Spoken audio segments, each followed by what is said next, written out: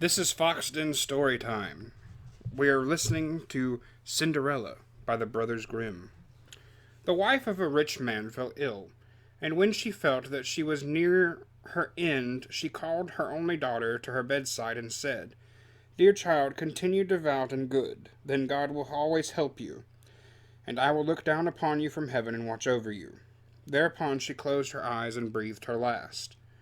The maiden went to her mother's grave every day and wept, and she continued to be devout and good.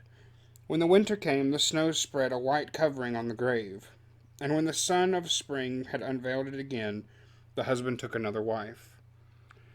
The new wife brought home with her two daughters who were fair and beautiful to look upon, but base and black of heart. Then began a sad time for the unfortunate stepchild. "Is this stupid goose to sit with us in the parlor?" they said. "Whoever wants to eat bread must earn it. Go and sit with the kitchen maid." They took away her pretty clothes, and made her put on old gray frocks, and gave her wooden clogs. "Just look at the proud princess, how well she's dressed," they laughed, and they led her to the kitchen. There the girl was obliged to do hard work from morning till night, to get up at daybreak, carry water, light the fire, cook, and wash. Not content with that, the sisters inflicted on her every vexation they could think of.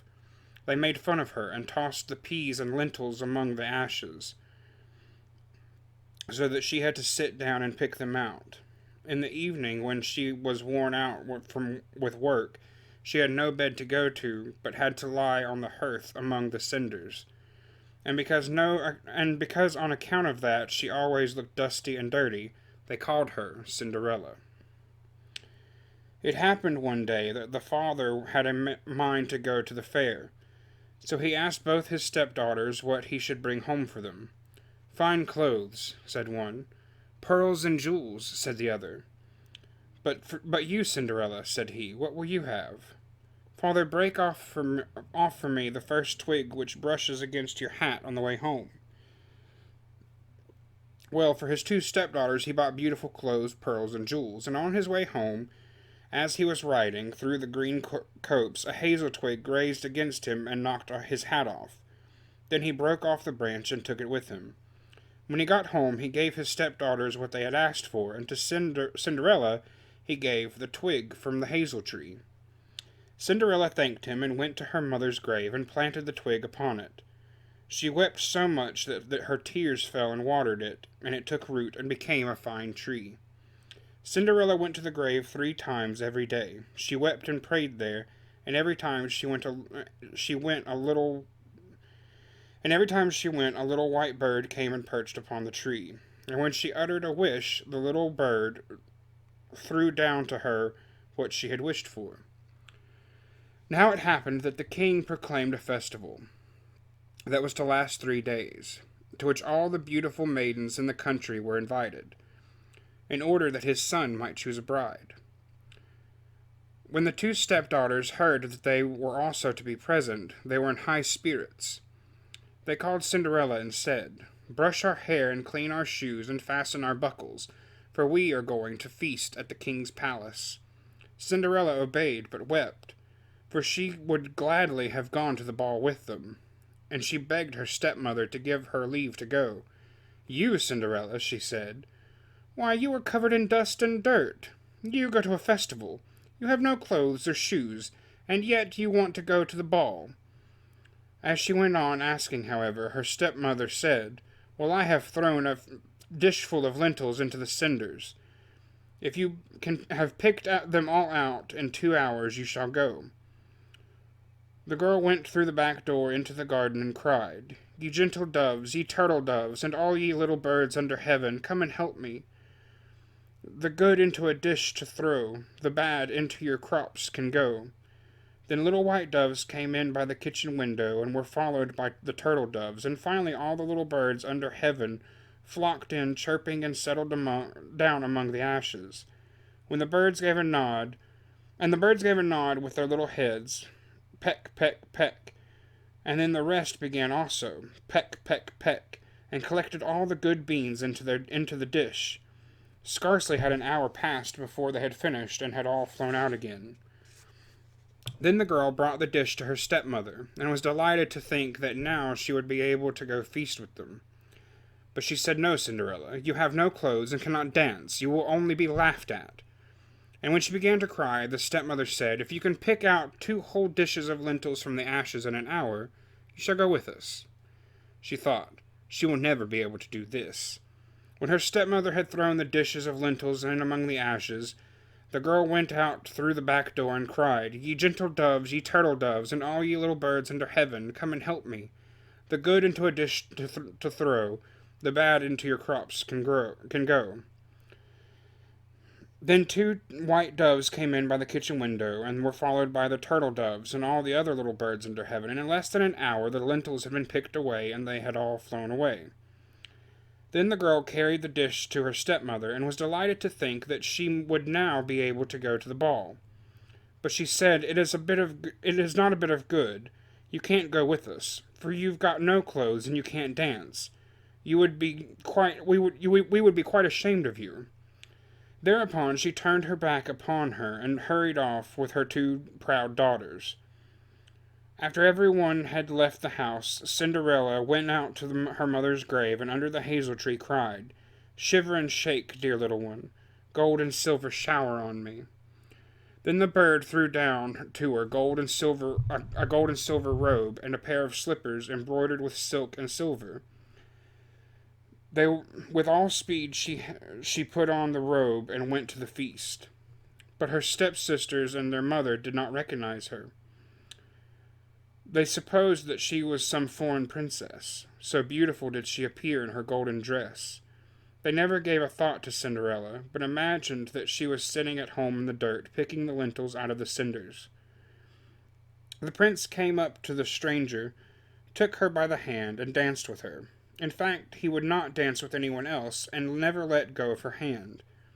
If anyone came up to ask her to dance, he said, "This is my partner." She danced until nightfall, and then wanted to go home, but the prince said, "I will go with you and escort you." He wanted to see to whom the beautiful maiden belonged, but she slipped out of his way and sprang into the pigeon house. Then the prince waited till her father came, and told him that the unknown maiden had vanished into the pigeon house. The old man thought, could it be Cinderella? And he had an axe brought to him so that he might break down the pigeon house, but there was no one inside. When they went home, there lay Cinderella in her dirty clothes among the cinders, and a dismal oil lamp was burning in the chimney corner. For Cinderella had quietly jumped out of the pigeon house and had run back to the hazel tree. There she had taken off her beautiful clothes and laid them on the grave, and the bird had taken them away again. Then she had settled herself among the ashes on the hearth in her old grey frock. On the second day, when the festival renewed, and her parents and stepsisters had started forth again, Cinderella went to the hazel tree and said, "Shiver and shake, dear little tree, gold and silver shower on me." Then the bird threw down a still more gorgeous robe than on the previous day, and when she appeared at the festival in this robe, everyone was astounded by her beauty. The king's son had waited till she had come, at once took her hand, and she danced with no one but him. When the others came forward and invited her to dance, he said, "This is my partner." At nightfall she wished to leave, but the prince went after her, hoping to see into what house she went. But she sprang out into the garden behind the house. There stood a fine big tree on which the most precious pears hung. She climbed up among the branches as nimbly as a squirrel, and the prince could not make out what had become of her. But he waited till her father came, and then said to him, "The unknown maiden has slipped away from me, and I think she has jumped into the pear tree." The father thought, "Can it be Cinderella?" And he had the axe brought to cut down the tree, but there was no one in it. When they went home and looked into the kitchen, there lay Cinderella among the cinders as usual, for she had jumped down on the other side of the tree, taken back the beautiful clothes to the bird on the hazel tree, and put on her old gray frock. On the third day, when her parents and sisters had started, Cinderella went again to her mother's grave. Shiver and shake, dear little tree, gold and silver shower on me. Then the bird threw down a dress which was so magnificent that no one had ever seen the like before, and the slippers were entirely of gold. When she appeared at the festival in this attire, they were all speechless with astonishment. The prince danced only with her, and if anyone else asked her to dance, he said, "This is my partner." When night fell and she wanted to leave, the prince was more desirous than ever to accompany her, and but she darted away from him so quickly that he could not keep up with her. But the prince had used a stratagem, and had caused the steps to be covered with cobbler's wax. The consequence was that as the maiden sprang down them, her left slipper remained stuck there. The prince took it up. It was small and dainty, and made entirely of gold. The next morning he went with it to Cinderella's father, and said to him, "No other shall become my wife but she whose foot this golden slipper fits." The two sisters were delighted at that, for they both had beautiful feet. The eldest went into the room intending to try on the slipper, and her mother stood beside her. But her great toe prevented her from getting it on. Her foot was too long. Then her mother handed her a knife and said, "Cut off the toe. When you are queen, you won't have to walk any more." The girl cut off her toe, forced her foot into the slipper, stifled her pain, and went out to the prince. Then he took her up on his horse as his bride and rode away with her. However, they had to pass the grave on the way, and there sat two doves on the hazel tree, and cried, "Prithee look back, prithee look back, there's blood on the track, the shoe is too small. At home the true bride is waiting thy call." Then he looked at her foot and saw how the blood was streaming from it. So he turned his horse round and carried the false bride back to her home, and said that she was not the right one. When the second sister must try the shoe. She went into the room and succeeded in getting her toes into the shoe, but her heel was too big. Then her mother handed her a knife and said, "Cut a bit of your heel. Then, when you are queen, you won't have to walk any more." The maiden cut a bit of her heel, forced her foot into the shoe, stifled her pain, and went out to the prince. Then he took her upon his horse as his bride, and rode off with her. As they passed the grave, the two doves were sitting on the hazel tree, crying, "Prithee look back, prithee look back.